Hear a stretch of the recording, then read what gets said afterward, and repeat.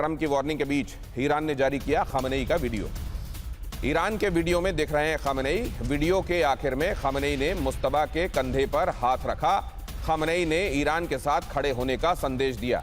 तो जाहिर है ये वो वीडियो है जो अपने लोगों को गैल्वेनाइज करने के लिए, उनको एकजुट करने के लिए जारी किए जाते हैं। एक बार फिर से इस तरह का एक वीडियो, AI वीडियो जारी किया गया है जिसमें खामनेई जो है मुस्तबा खामनेई के कंधे पर हाथ रखते हैं और एक tरीके से ये कहते हैं कि अब तुम्हारे हवाले वो काम है जो अभी तक मैं करता आया। अब जरा आगे देखिए। ईरान को ट्रंप ने दी ग्राउंड ऑपरेशंस की वार्निंग।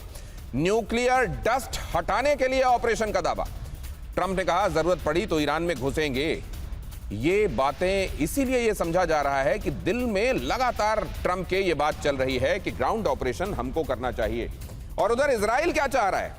अगर ये बात सच है कि अमेरिका की कभी लड़ाई थी ही नहीं, इजराइल के चाहने से अमेरिका इस लड़ाई में आ गया और अब अमेरिका चाहता तो है निकलना, लेकिन इजराइल निकलने नहीं देना चाहता, तो असल में इजराइल क्या चाहता है?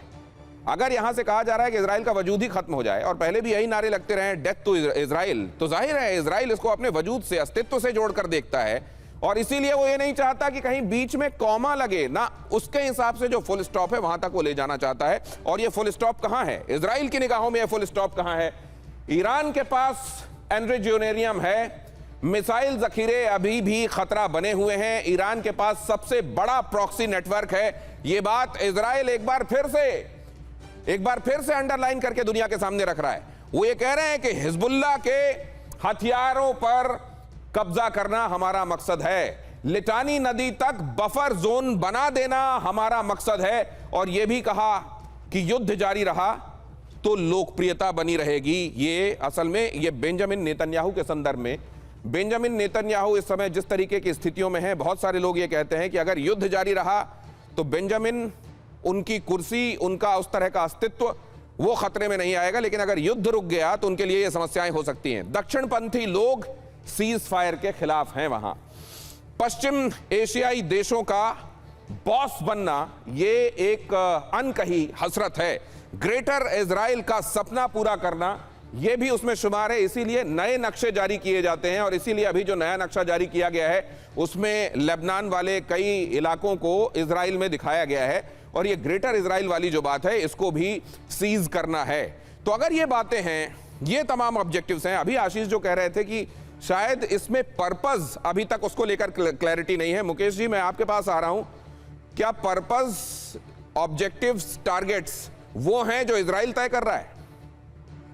देखिए दिनेश, मुझे लगता है कि ये जो खबरें हैं वो दो कंट्राडिक्शन को सामने लाती हैं। पहला तो ये कि हफ्तों तक अमेरिका और इजराइल ने जो बमबारी की, जो मिसाइलें दागी, जो हथियार छोड़े ईरान पर, उससे ईरान के किसी भी न्यूक्लियर मटेरियल तक पहुंच नहीं बन पाई और जिन जखीरों को वो ऑब्लिटरेट हो गए हैं, हो चुके हैं, कहने की बात कर रहे थे, ये ऐलान है उस बात का और कम से कम ये कन्फेशन है कि वो अभी बकाया है, उसकी बैलिस्टिक मिसाइल बकाया है, उसका जो न्यूक्लियर, जो हथियार ग्रेड का न्यूक्लियर मटेरियल है वो बकाया है, कहीं ना कहीं छिपाया हुआ है, उसको हम ढूंढने की कोशिश कर रहे हैं। यानी कि हफ्तों की बमबारी से उस ईरान की उन कोर क्षमताओं पर कोई असर नहीं आ पाया।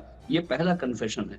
दूसरा, जो आपने ऑफेंसिव डिप्लॉयमेंट की बात कही, 50,000 सैनिक और ये 3 से ज्यादा कैरियर बैटल ग्रुप और दूसरे वॉरशिप, ये लगता है कि ईरान को नेस्तनाबूद करने के लिए है। लेकिन दूसरी तरफ आप ईरान की अगर दृष्टि से सोचे तो ईरान के लिए ये सॉफ्ट टारगेट जो अमेरिका ने दुनिया भर में फैलाए हुए थे उसके सामने लाके रख दिए हैं। अगर दूसरी चरण का युद्ध शुरू होता है, सीज फायर टूटता है, तो ईरान को अब अपने सॉफ्ट टारगेट ढूंढने नहीं पड़ेंगे।